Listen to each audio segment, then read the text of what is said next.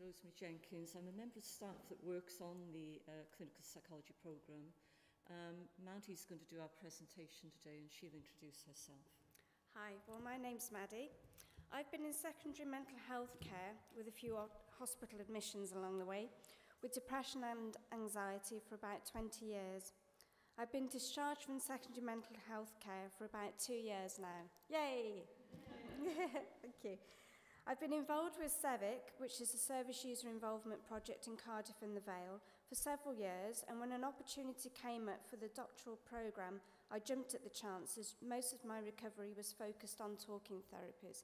I'm the one with red hair, by the way. The 3-year course enables trainees to become practicing clinical psychologists.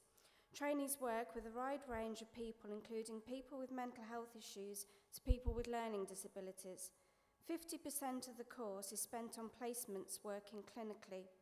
To be able to apply, trainees need to have a good quality psychology degree as well as substantial experience in research and practice as assistant psychologists. The course is very popular and has on average about 230 applicants for only 12 places. This group involves 4 service users, 4 carers, 3 involvement workers, trainees and staff from the course. A service user chairs this committee. We're currently looking at inviting Save the Children in order to expand our service user age and age span mix.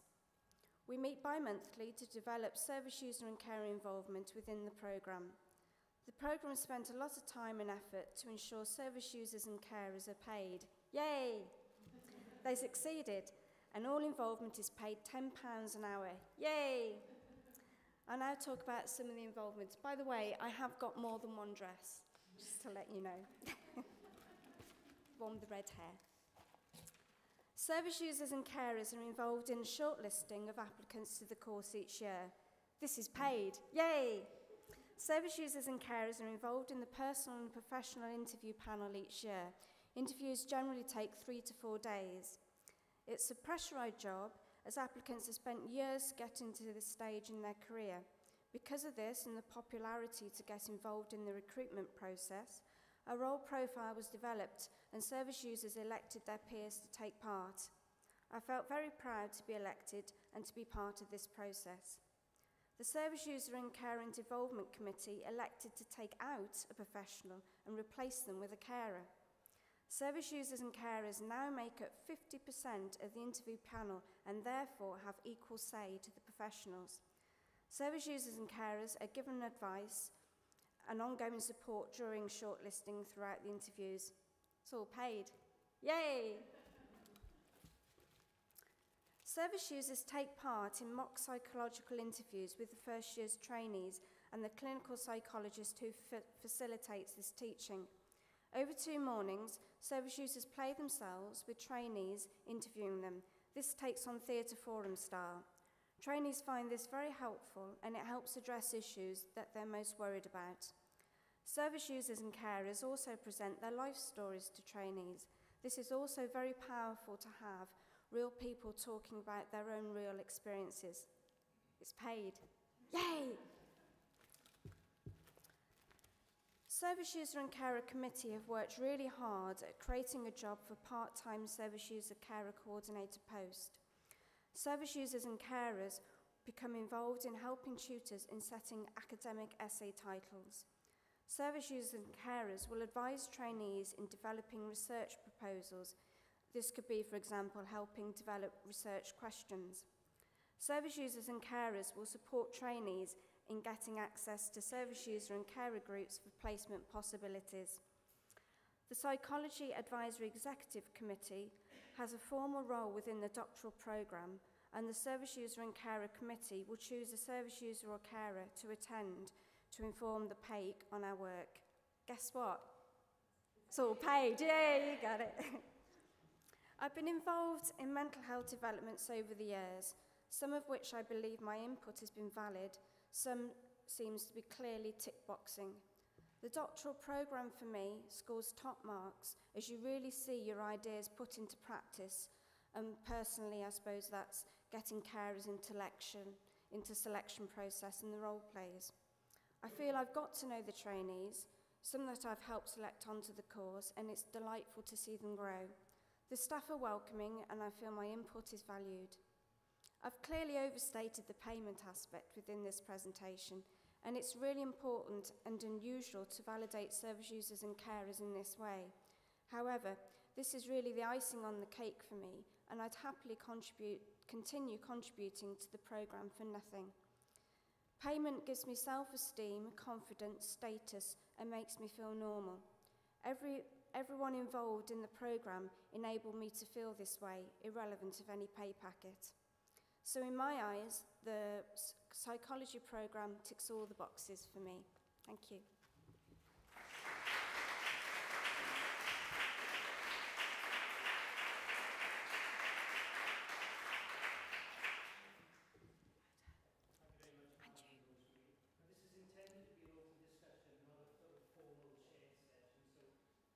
Yes. Say who I am. I'm Fiona Jenkins. I'm Director of Therapies and Health Science, Cardiff and Vale. Cool. So I do know that psychology is a postgraduate course. I'm just wondering, actually, the applicability of this. Do you think we could do this for undergraduate courses for other professions? Because most of the other professions that you may come into contact with aren't postgraduate, that they would perhaps come straight out of school or straight out of other learning without having done a degree before. Margaret, did you want to answer? Because you got your hand up. Yeah, we've got loads more people within our group, so whoever wants to answer. Do you want to come up? If you want, it's up to you. Yeah. I'm Margaret, and I've also been involved in the clinical psychology programme as a service user. Though let's add, I think that a large number of people now do not like that word service user anymore. We are individuals, we're citizens like everybody else.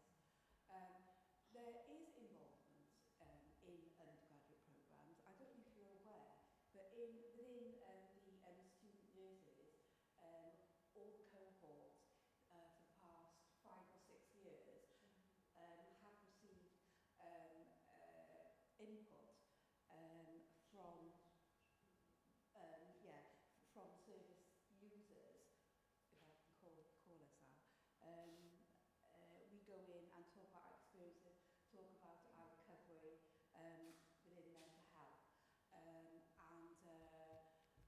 we go in from a group called Aware, which is a group of service users of mental health services.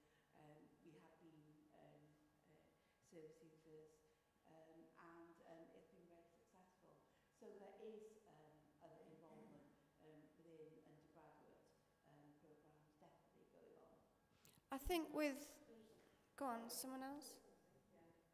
I'm also a member of Aware, and Aware stands for Affiliates in Wellbeing and Recovery Education. It's an acronym. And we are currently negotiating the occupational therapy programme in Cardiff and Vale, because the new course starts in September, and we will hopefully have some input to the occupational therapy course as well. And I've done some work with a qualified occupational therapist also.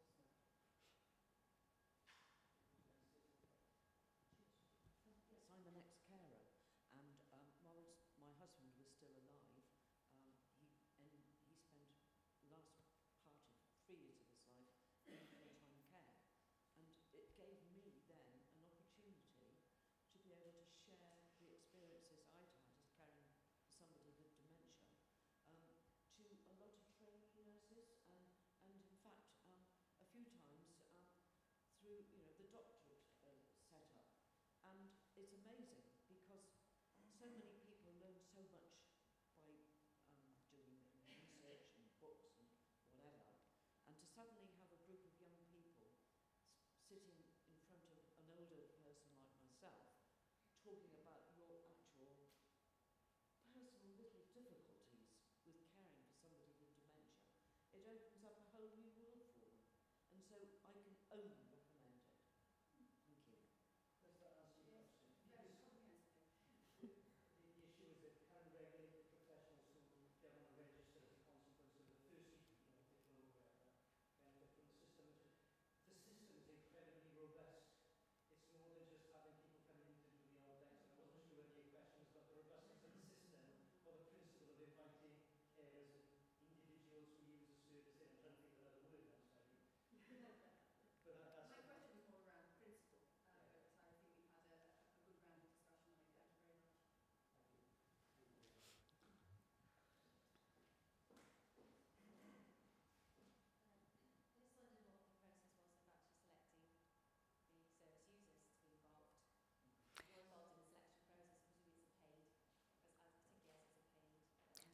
think the first year was a pilot year, and that was just, I think the team chose a person. Then the next year, because it was popular and because it was paid, yes, SEVIC, the Service User Involvement Group, decided that a more formal approach was needed. So we did about a 10-minute presentation in a room with all the other applicants, and to say why we thought we would be suitable. Then we just voted. I should say that's with the service user and care organisation, not with the training course.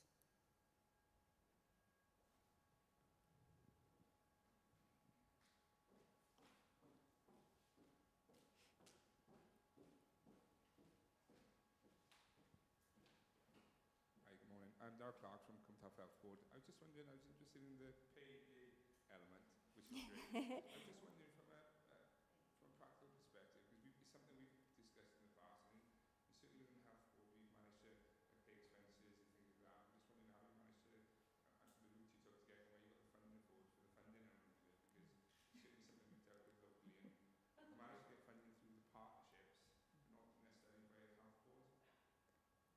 Okay, yeah, I think we've got someone. No, it's fine. Go on. Is that all right? Penny, which quite, it's always been a big, can I say, problem, right, with service user and carer involvement payment. I have, in the past, whenever I can, brought up the issue of payment because it is a big issue. Some professionals will say there's a problem with parity. Some service users would like to be paid, some wouldn't because they're afraid of what happens to their benefits. But in my eyes, this is used as a big excuse. Unfortunately, service users, well, there used to be a union that they belong to, and I don't know if that's around anymore. But there is a big issue. But this has been addressed in other parts of the UK, and there has not been an issue. Somebody's been elected from the health board or whatever it is to approach the job centres, to talk to the job centres, to talk to whoever is concerned. If you went on to the web, as I did, when the head of nursing in Cardiff and Wales, psychiatric nursing, Helen Bennett, asked me to do, after yet again I raised the issue of service user payment, and I then spent a good few days on the internet looking at how other boards in the country address this. I produced a paper which she then said would go to higher meetings. Unfortunately, nothing came of it. And I think it's a big excuse because lots of places, health boards up and down the country, have managed to settle this issue. And people do get paid for involvement. In some places, as with the clinical psychology programme, it's £10 an hour, which is absolutely justified.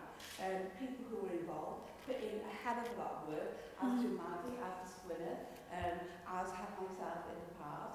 A lot of the time we feel, we're not talking about clinical psychology programme now, but in other areas in the UHB, I'm talking about Cardiff and Wales UHB, I can't talk about other areas, we feel a lot of it is just tokenistic. We are not valued, as Maddy has stressed within the presentation. We feel, who take part in the programme, absolutely valued because, of the payment, you cannot diminish that fact. Why should we have to put up with that? There are a number of service users, who put in a hell of a lot, excuse my language, a lot of work. And sometimes I'm not, although you're not allowed, supposed to go to 16 hours, voluntary or whatever, it's more than a full-time job. And this is just not right. And we should be paid. When we go to meetings sometimes, we sit in a meeting, and I hate to say it, well, I don't mind saying it, a lot of people involved in that meeting, I'm afraid, to not hardly open their mouth at the meeting. They don't seem to go yet they're getting paid. So I think, what? And there we are, you know, in meetings not paid. So yeah, it is here. It's a very loaded subject. Can I just come in? Yeah. Before I come back to you, because it was Darryl that asked the question, and I'm just responding to the question. I'm not disagreeing. Sorry. okay, did you want to come back with any specific points? I support the fact that you're going to pay. I think I was asking where do you think that is from?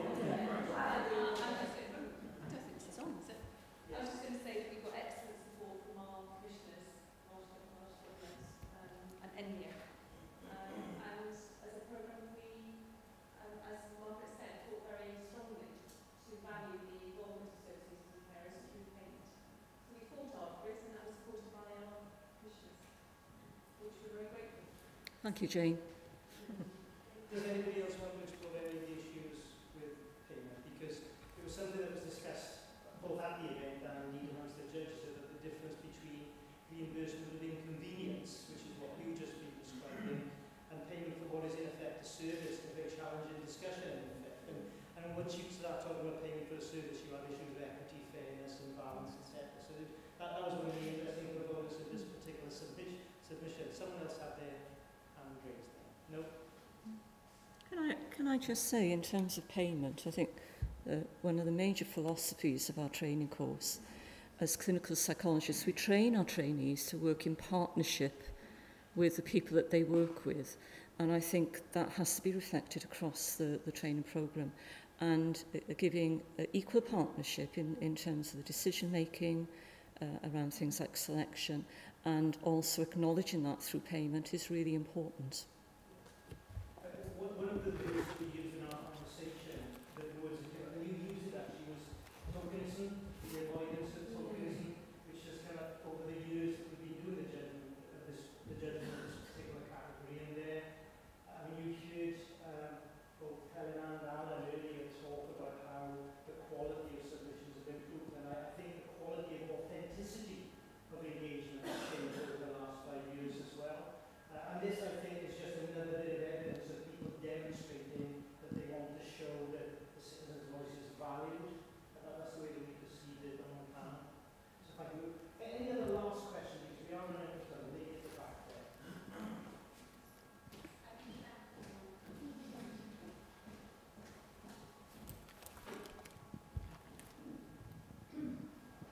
I was just wondering how you have evaluated the effect of having the different style of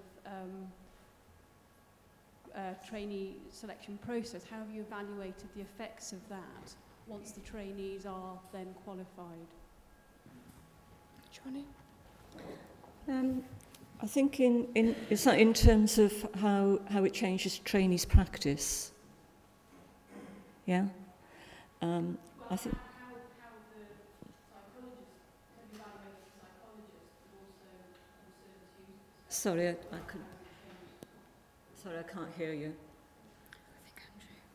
Yes, from the psychologist's point of view, Yeah. how have they felt it's impacted on their training, but also from a service user's point of view? Have you been able to evaluate whether they feel that it's made any difference as well? Yeah. I think it's one of the challenges in terms of evaluating what we're doing. To date, we've looked at it at a number of different levels, so we get feedback directly from the trainees in terms of the workshops that our service users are involved in, and discussions with the trainees about how that's impacting on their practice when they're on placement. And I think, without exception, the feedback is very, very positive. I work on the training course, but I also work as a clinical psychologist in learning disabilities, and I regularly have trainees on placement with me for 6-month placements. And at a qualitative level, I've noticed a difference in terms of the way in which trainees think about the work that they do, in the way that they interact with service users, their families, the staff groups. I always harp on about working with rather than doing to.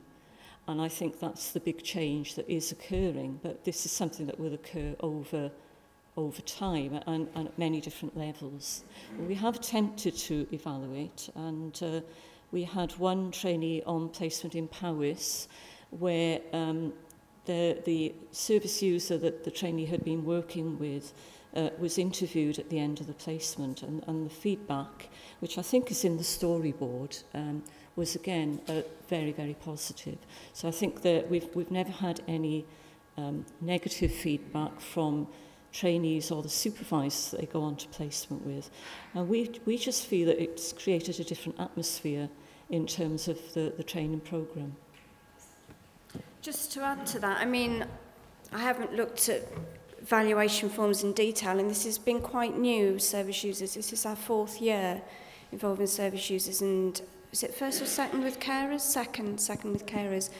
But in terms of the role play that I took part in, there was, I was quite hard. I really got into character, bless the poor girl.